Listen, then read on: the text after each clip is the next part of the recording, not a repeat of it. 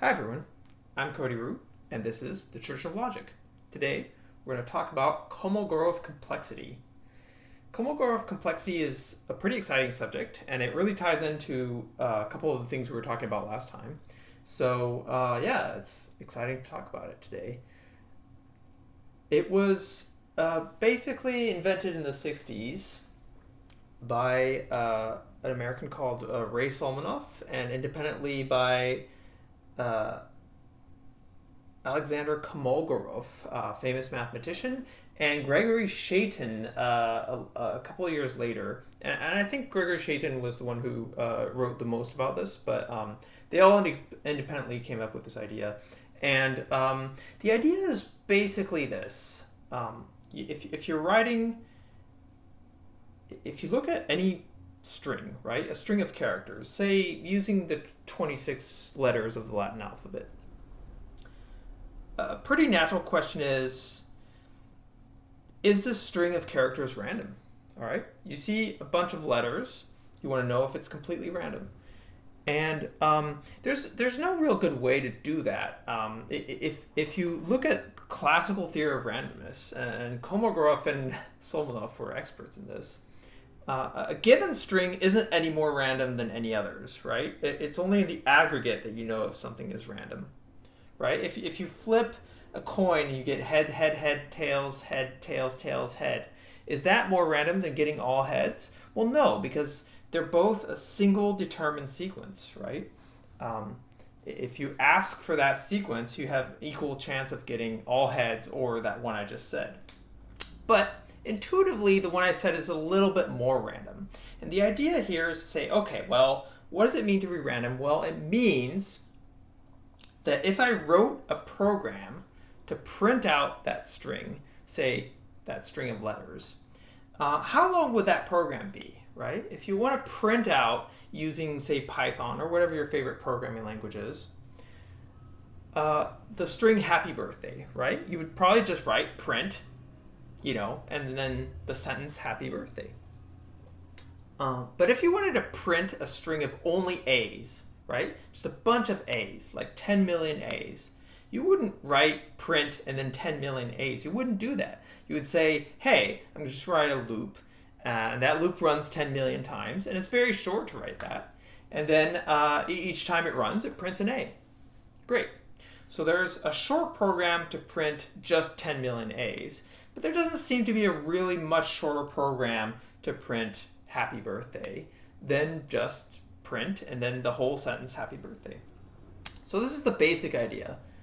Ask what is the shortest program to print a given sentence.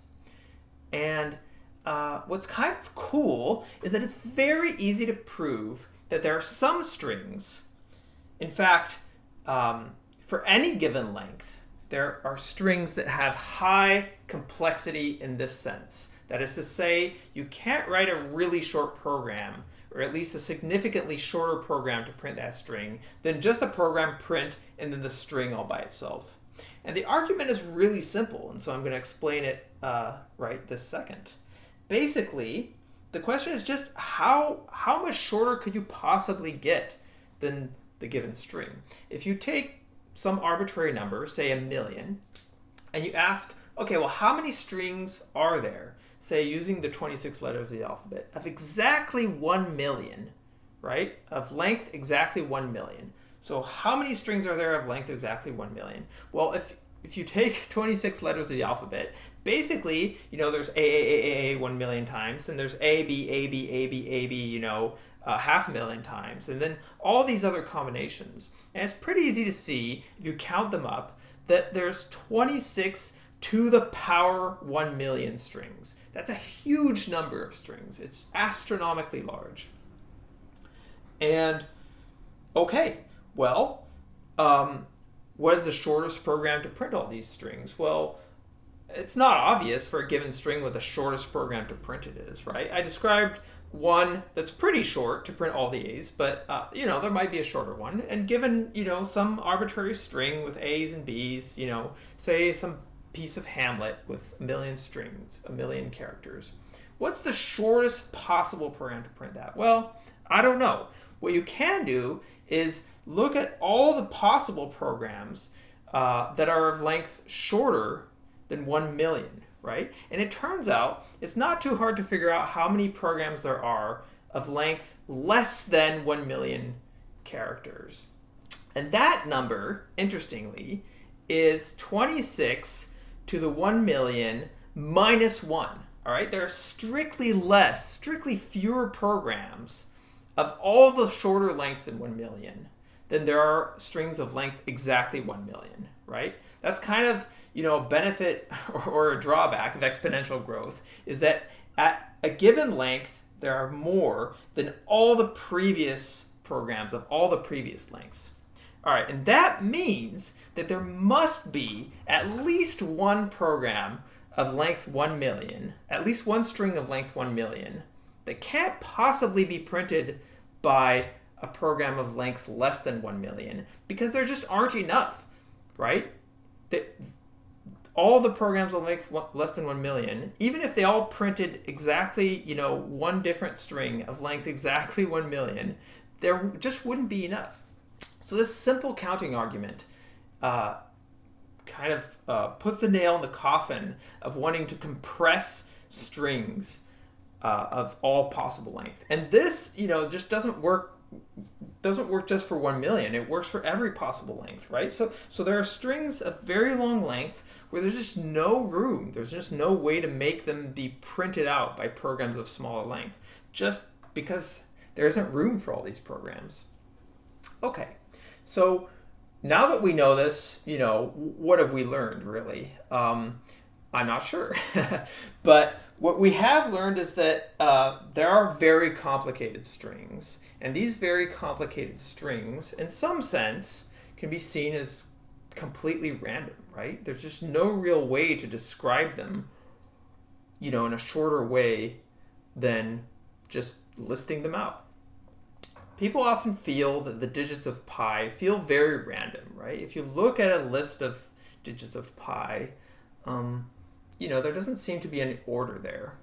But the simple fact that they are digits of pi says something, right? It says something about the randomness of those digits. In particular, the digits of pi, if you cut them off at a certain fixed length, they have very, very low Kolmogorov complexity, because there is a program that prints all of these, and it's very short. It's just any program that prints out digits of pi. And we know that there are some programs that do that. And we know that surely, they don't take up more than your whole hard drive. And so if you print out more digits than there are on your whole hard drive, you know that there is a short program to do that, because, there it is, you've done it. So pi in this sense is a very non-random string. And we know that there exists very random strings. I'm not going to talk about it this time, but next time, in the next episode, I'm going to give you a remarkable fact about Kolmogorov complexity. In fact, I'm going to give you two remarkable facts. I'm going to tell you what those are right now. The first remarkable fact is that Kolmogorov complexity, right? It's essentially a thing that takes in a string and, returns a number. That number is the shortest program that prints that string. I'm going to explain why that function that takes in a string and computes a number is not computable. It's one of those things, like I've talked about in the past, where no computer program is capable of computing this function. All right, and that'll have some interesting consequences. In particular, it'll give us a new example of uncomputable things, and I'll relate that thing to the halting problem, which I talked about in the past. And the second fact, which is perhaps even more interesting, is that there's no way, given a logical theory that has sort of these reasonable assumptions, to even prove that any specific string, has some specific high Kolmogorov complexity, right? If you give me a really long string with a really high Kolmogorov complexity, I can't even prove that it has this high Kolmogorov complexity. And we're going to see that this has also some interesting consequences related to the incompleteness theorem that we talked about last time. All right, that's all for right now. I'll see you soon.